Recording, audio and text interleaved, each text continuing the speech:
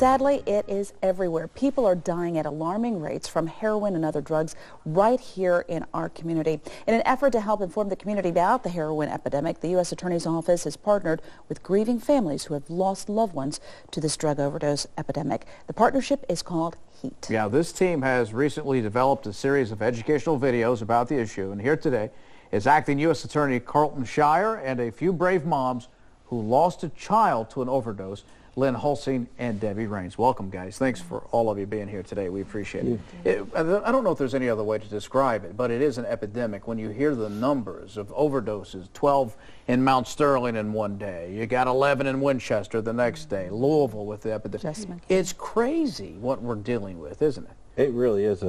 Nationally, it's a historic problem, and Kentucky's got it worse than most places. And I think nationally in 2015, there were more than 50,000 people died from overdoses, and 33,000 of those were from opioids. And that works out to be about 91 people a day that are dying from overdoses in America. And it really is a historic problem. And as mothers, we never want to think of our children going before us. How can other mothers, fathers, grandparents, family members kind of detect, see, and get some intervention, because we want to grab our kids and save them before this kind of thing would happen?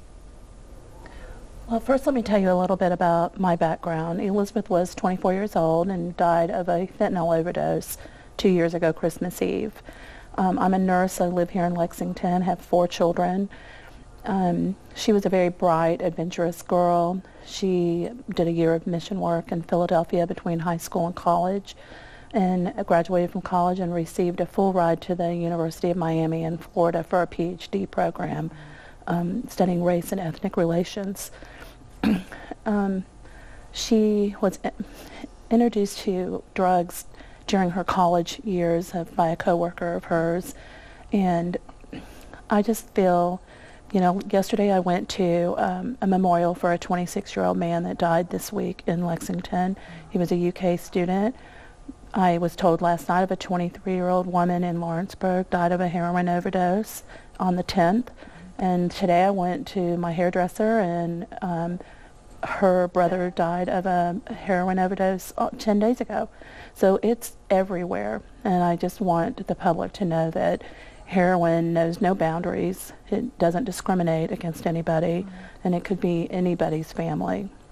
You want to share your story with us? My son, Zachary, was our only son, 24, who came from an average, loving, involved family. He was very outgoing, very involved, athletic, played basketball and soccer, and we went to all the games. His dad coached him. Our story with the HEAT program is how slowly an addiction comes on and it grabs the individual, and how our son struggled to get out of addiction, and the family struggles. And we also not only struggled with trying to get help, but the silence. We were so quiet, and right now we know that we should have spoken up, and families need support. You cannot beat addiction by yourself with love. No. It doesn't happen. No. Well, again, this is so dangerous, as we talked about, Carlton, because we don't know what we're ingesting. With whatever this is sold to these people, they don't know what they're putting in their system.